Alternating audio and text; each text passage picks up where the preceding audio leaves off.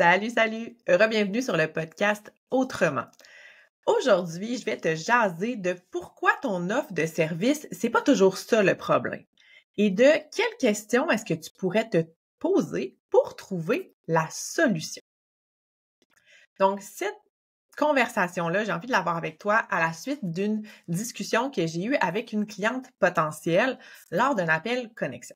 Donc, les appels connexion, c'est les appels que je fais avec les gens qui me contactent, qui ont envie de travailler avec moi, puis qui veulent savoir si je suis la bonne personne pour les accompagner. Et on jase de leur situation, de leurs défis, pour savoir, en fait, comment est-ce que je peux les accompagner dans les prochains mois. Et pendant cet appel-là, la personne, en fait, son principal défi, et là, je vous parle de cette situation-là en particulier parce que c'est arrivé hier, mais c'est une situation que vivent une grande partie des clientes qui me connaissent, qui me contactent, OK? Et donc, cette personne-là me contacte parce qu'elle me dit, je travaille en pratique privée depuis plusieurs années, ça va quand même bien, j'ai une clientèle qui roule, mais mes plages horaires de jour sont plus difficiles à remplir. OK? Puis là, si tu es une professionnelle en santé en relation d'aide, ça se peut très bien que tu te reconnaisses là-dedans. Donc, avoir des clients le jour, la semaine, c'est toujours plus compliqué. OK? Parce que tout le monde a une vie, tout le monde travaille. Si tu travailles avec des enfants, les enfants, ils vont à l'école. En plus, si des enfants qui ont des défis, par exemple, d'apprentissage et tout ça, on ne veut pas les retirer de l'école pour leur faire voir un professionnel. C'est beaucoup plus compliqué. Donc, tu sais, si tu offres des plages horaires de soir ou de fin de semaine, c'est souvent les plages horaires qui sont le plus facilement comblées. Puis là, si je parle de plage horaire, mais ça pourrait être tout autre défi que tu as dans ta pratique, dans ta gestion de pratique, qui fait en sorte qu'il y a certains que, tu sais, à la limite que toi, tu as des disponibilités ou que tu as des possibilités, mais que ça répond pas nécessairement aux besoins des clients ou que les clients, ils veulent pas prendre ce service-là ou cette disponibilité-là, etc. Donc, tout ça pour dire que c'est un peu ça le défi, c'est de dire « Ah, ça va quand même bien, j'aime ma pratique, j'aime la clientèle, j'aime ça ce que je fais, mais j'ai des plages d'horaires qui sont vides en journée. » Et donc, la personne me dit, fait que j'ai comme pensé à des solutions pour ça, en fait, pour m'aider, pour pouvoir remplir mon horaire, pour que j'ai des clients, etc., etc. Et là, en fait, c'est un peu ça le point dont je veux vous parler, c'est que la personne était déjà en mode solution. Ce qui est super, dans le sens où elle me dit, je pourrais peut-être, comment est-ce que je pourrais modifier mon offre de service, comment est-ce que je pourrais peut-être développer un programme qui est différent, comment est-ce que je pourrais profiter, par exemple, de la période estivale, pendant que c'est plus tranquille au niveau des horaires des parents, ou que les enfants sont pas à l'école, dans son cas, pour développer quelque chose, ça me permettrait de faire un revenu pendant l'été, qui est une période plus tranquille, etc. Donc, il y avait plein d'idées. La personne avait déjà réfléchi, puis elle était comme, si je me lance là-dedans, j'ai besoin d'aide, j'ai besoin d'accompagnement, j'ai besoin d'un plan. Je suis comme, parfait, je vais t'aider avec ça, tout ça. Mais, là, je l'ai ramené 4-5 pas en arrière de ça, OK? Et donc, l'idée ici, c'était que la personne qui était devant moi avait en tête de développer des nouveaux services, de modifier son offre de service, etc., pour répondre à un besoin qui était un manque de clientèle le jour, la semaine. OK? Mais la personne, en fait, ce que je lui ai posé comme question, c'est est-ce que ta pratique actuelle, elle te convient? OK? Est-ce que si, OK, on met un si tu avais des clients dans ton horaire un mardi matin à 10h, facilement comme ça, autant que tu en as le samedi matin, est-ce que tu aurais envie de développer une nouvelle offre de service? Est-ce que tu aurais envie de développer un programme d'accompagnement pendant l'été? Et ça, c'est une question qui est hyper importante et que je t'invite très fortement à te poser si tu es dans une situation similaire. Parce que ici, le point, c'est que la personne cherchait une solution pour répondre à son problème, mais que la solution qu'elle est en train de développer n'était peut-être pas la bonne pour elle. D'accord? Donc, dans son cas actuel, quand je lui pose cette question-là, elle dit, ben oui, si je pouvais continuer à faire ce que je fais avec la clientèle que j'adore, que je suis habituée de voir, avec qui c'est simple, c'est facile, mais que mon horaire était plein le jour, la semaine, il n'y en aurait pas de problème, je serais vraiment heureuse. Ah, OK.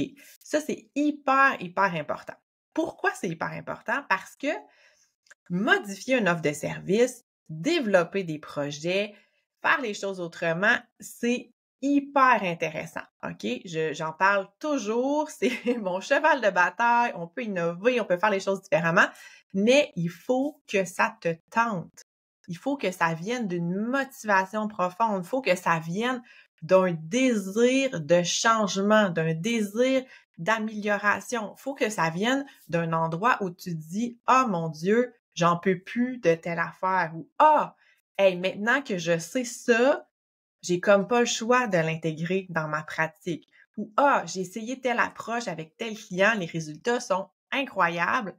J'ai besoin que tout le monde passe par ce chemin-là parce que maintenant, je le sais que c'est un des meilleurs chemins et que c'est vraiment mieux que ce que j'offrais avant. » Si tu es pas dans une place ou une position de te dire « Hey, ça me motive, je sais que ça va être hyper utile, j'ai envie de crier ce message-là à tout le monde, j'ai envie de me battre pour cette idée-là, j'ai envie de convaincre les gens que cette approche-là, c'est vraiment une bonne approche, que ça va faire une belle différence dans leur vie », ça va être très difficile de rester motivé. Ça va être très difficile de faire tous les pas, toutes les étapes que tu as besoin de faire pour passer de c'est quoi mon idée d'offre de service, comment est-ce que concrètement je développe ça, ça va avoir l'air de quoi, comment est-ce que j'intègre ça dans ma pratique actuelle, comment est-ce que je fais la promotion de ça, de faire la promotion de ça, de convaincre les gens qui sont pas nécessairement convaincus. OK? Je pense que ça vaut la peine fois 1000. J'ai passé par ce processus-là des dizaines de fois, je dirais, dans ma pratique. Mais il faut être convaincu. Il faut que tu aies une motivation profonde. Il faut qu'il y ait quelque chose qui te drive. Et pas juste, j'ai besoin de remplir 2 places dans mon horaire pour les prochaines semaines. Parce que ça sera pas suffisant pour te garder motivé. Puis j'ai eu une conversation similaire avec une personne qui a fait mon programme à l'automne, puis qui là, il a terminé le programme, puis qui est rendue un peu toute seule avec ses réflexions, puis la mise en application de ce qu'on a prévu pour elle. Puis en fait, elle est facilement retombée dans ouf, OK, mais il faut que je fasse ça, il faut que je fasse ça, c'est comme beaucoup, pourquoi est-ce que je m'embarque là-dedans donc, etc. Puis quand je lui ai reparlé, parce qu'on a eu un autre appel ensemble, pour un peu la remotiver, ben ce qu'on s'est dit, ce qu'on a conclu, ramène-toi à ta motivation profonde. C'était quoi ta motivation profonde? Puis dans son cas, à elle, ben c'était entre autres justement c'était des motivations qui étaient en partie personnelles et en partie professionnelles, ce qui est tout à fait correct, de justement augmenter ses revenus sans augmenter son nombre d'heures. Ça peut être une motivation profonde qui est très grande et très valide. Ça peut être de rendre les services plus accessibles, ça peut être de limiter le temps d'attente pour ses clients, etc. Donc, pourquoi tu fais ça en premier lieu? C'est quoi ta motivation profonde? Et si ta motivation profonde, c'est juste d'avoir plus de gens dans ton horaire, bien peut-être qu'il y a une solution qui est plus adaptée à ça. OK? Fait que cette réflexion-là, elle est hyper, hyper importante. Puis, en fait, c'est ça, la personne, en fait, qui veut avoir plus de gens dans son horaire, mon point, c'était OK. Deuxième question par rapport à ça pour régler le problème. Actuellement, qui est-ce qui vient vers toi pour te consulter? Parce que là, ce qu'elle me disait, c'est oui, mais j'offre ces plages-là aux gens, mais ils les prennent pas. Il y a mieux attendre plus longtemps pour être vu la fin de semaine, etc. Je le sais, je suis passée par là. Il y a plein de professionnels qui passent par là aussi. Si ça convient pas parfaitement aux besoins, tout ça, ben on est mieux pas, ou on attend, ou on n'est pas convaincu. C'est correct, c'est le choix et le droit des clients, c'est parfait. Par contre, ma question, c'est d'où viennent ces clients-là? Qui sont ces clients-là? Puis, réponse fut, ben, c'est des gens qui me contactent, c'est des gens qui me cherchent, par exemple, par mon adresse physique, parce qu'elle avant elle était dans une clinique, c'est d'autres professionnels avec qui je collabore qui les réfèrent vers moi, etc. Et donc, les personnes qui viennent vers elle, c'est des personnes, entre autres, de sa région. C'est une personne qui travaille en télépratique, OK? C'est des personnes qui sont dans sa région, qui voient son adresse postale, qui l'appellent, etc. Donc là, elle va les convaincre qu'elle travaille en télépratique uniquement et qu'elle va pas les voir dans leur bureau et que, bon, elle a une clientèle quand même assez restreinte en termes d'âge, de difficulté et que là, il faudrait qu'ils viennent le mardi matin, OK? Et donc, ces clients-là, c'est pas ça qu'ils recherchent. C'est pas ça qu'ils recherchent comme service. Vous voyez où est-ce que je m'en vais avec ça? Par contre, si on est capable d'aller cibler des bons clients, des meilleurs clients pour elle. OK, puis là, je vais pas dire, je qualifie pas le client en termes de personne, mais un meilleur fit de client avec ce qu'elle offre. Exemple, OK? Si par exemple, c'est une personne qui travaille en télépratique. OK? Elle peut rejoindre les gens n'importe où au Québec dans ce cas-là parce que c'est un nom professionnel. Donc, elle peut joindre des gens n'importe où au Québec. Et donc, si on pense, par exemple, à une famille qui a un adolescent qui a des grandes difficultés scolaires d'apprentissage, qui habite, je sais pas, en région éloignée, et qui, dans la région où il est, il n'y a pas d'orthophoniste, ou se rendre à l'orthophoniste, c'est 1 heure et demie de voiture juste pour aller à la rencontre. Il va être probablement plus ouvert au service en télépratique.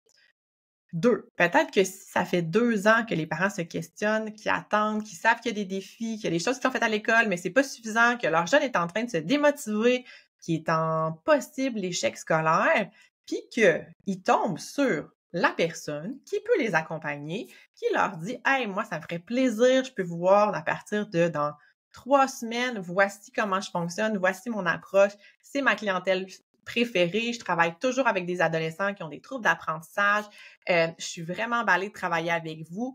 Par contre, ma disponibilité, c'est le mardi matin. Puis même par contre, je dirais même pas par contre. Je dis, fait que ma prochaine disponibilité, c'est un mardi matin, telle heure. Puis à partir de là, je vais pouvoir vous donner des trucs, des stratégies. Puis ça peut avoir un grand impact sur sa réussite scolaire, du moins sur sa motivation. On va essayer de travailler sa confiance, sa motivation scolaire. On va y faire vivre des petites réussites pour qu'éventuellement, ça se passe mieux, etc., etc. Comment vous pensez que ce parent-là va réagir face à cette proposition-là versus le parent qui est dans la ville à côté, qui a juste appelé parce que c'était la personne qui était plus proche? On n'est pas du tout à la même place. OK? Fait que pourquoi je vous raconte tout ça? C'est juste que dans ce cas-là en particulier, la solution n'était pas nécessairement de développer d'autres choses, de revoir l'offre de service, de repenser toutes ces affaires-là, parce qu'elle était très heureuse, cette personne-là, dans son offre de service actuelle. Ça lui convenait parfaitement. Ce qu'elle avait besoin, c'est de gens dans ses plages horaires. À ce moment-là, ce qu'on peut faire, c'est de la rendre visible auprès de ces clients-là qui sont prêts à prendre sa plage horaire du mardi matin.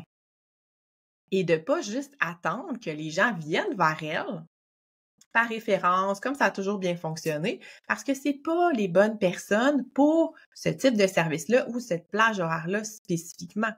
Fait que la solution, elle est complètement différente, mais il faut prendre le temps d'analyser le problème.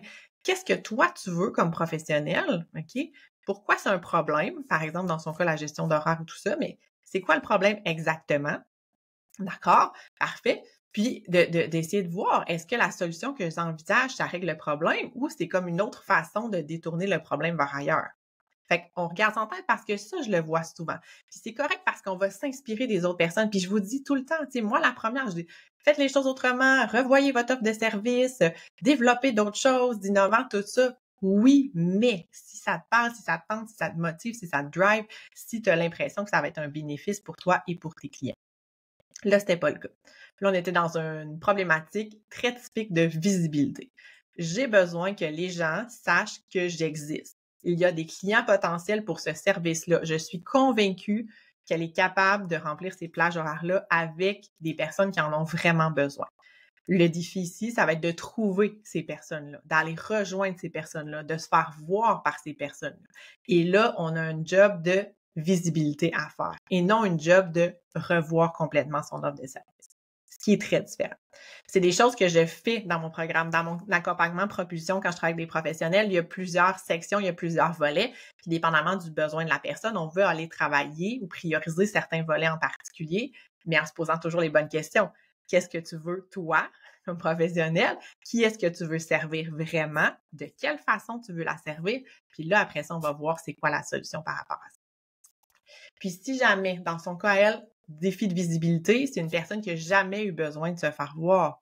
Elle a une page Facebook très de base sur laquelle elle met pas grand-chose, un site web aussi où il y a les informations de base, encore une fois, mais c'est pas quelqu'un qui va ressortir ou c'est pas nécessairement une personne qui a un réseau qui est très, très développé. Par exemple, justement, comme elle est en télépratique dans des régions éloignées, avec des associations de parents qui ont des difficultés, avec, à la limite, des orthophonistes dans des commissions scolaires, dans des milieux ruraux où il n'y a pas de service. Ça, c'est pas là, puis ça, c'est la visibilité. Puis si jamais c'est un défi j'ai créé la boîte à outils visibilité. J'en ai déjà parlé sur le podcast, mais c'est exactement pour ça que j'ai créé ça, parce qu'il y a quand même plusieurs personnes qui ont ce défi-là de se dire, j'ai besoin de me faire voir. Habituellement, les gens venaient vers moi. Là, c'est pas suffisant. Deux, c'est peut-être pas les bonnes personnes qui viennent vers vous. Qu'est-ce que je fais? Puis il y a plein de choses à faire. Il y a plein de choses à faire par rapport à ce que vous passez comme message sur votre site, par rapport à justement tout ce qui est les réseaux sociaux, par rapport à votre fiche Google, par rapport à votre réseau de contacts, par rapport à du contenu que vous pouvez créer qui est très niché dans un domaine, qui vous permet de démontrer votre expertise, etc., etc., pour que les gens aient envie, une fois qu'ils vous voient, de travailler avec vous parce que vous êtes expert dans votre domaine. Donc, tout ça, c'est hyper important. Puis, si jamais c'est un enjeu, vraiment, la boîte à outils visibilité, c'est une petite boîte à outils avec des exercices pour aller plus loin, pour réfléchir, des gabarits, des canevas. Il y a des prompts que j'utilise moi avec ChatGPT pour simplifier, pour recycler du contenu, parce oui, on veut être vu, mais on veut pas nécessairement passer notre temps à créer des choses.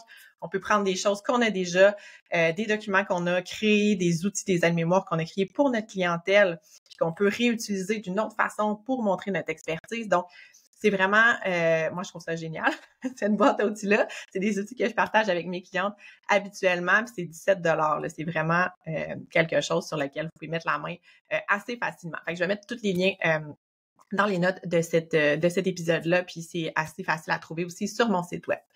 Bref, petit récapitulatif de mon épisode d'aujourd'hui. S'il y a un défi, un problème, quelque chose qui accroche, la solution, c'est pas toujours de modifier notre offre de service. OK? Il faut voir plus loin que ça. Il faut voir c'est quoi le réel problème, qu'est-ce que moi je veux réellement comme professionnel. Puis à ce moment-là, il y a plusieurs solutions. Donc, si vous voulez aller de l'avant avec un projet innovant, modifier votre offre de service, développer des choses, go! OK? Je vais jamais ralentir quelqu'un qui a envie de faire ça, mais une envie profonde, un désir de changement, d'impact, d'innovation, ça, go all-in. Sinon, il y a peut-être d'autres choses. Puis une des choses qui ressort souvent, c'est de se faire voir et découvrir par les bonnes personnes. Donc, voilà ce que j'avais pour vous aujourd'hui. Donc, j'espère que ça vous aide. J'espère que c'est éclairant. Puis, si jamais vous êtes dans une situation comme ça, puis vous avez envie de me faire un petit appel, réservez un appel collection avec moi. On va essayer de creuser. Je ne vais pas nécessairement vous coacher dans cet appel-là, mais des fois, c'est de poser des questions qui peuvent vous aider à voir, OK, c'est où la piste de solution, vers où je m'en vais avec ça. Puis, si jamais je peux vous aider, vous accompagner là-dedans, ça va me faire plaisir de vous parler de mon programme Propulsion, qui est un programme que j'adore, avec les filles qui ont suivi le programme, parce que pour l'instant, c'est des femmes, ont des super beaux résultats. Je suis super fière de ce qu'ils accomplissent. Donc, n'hésitez pas, si vous êtes dans les doutes, les questionnements, prenez un appel avec moi. Ça va me faire plaisir d'en jaser avec vous. Donc, je vous souhaite une super belle semaine et on se retrouve la semaine prochaine.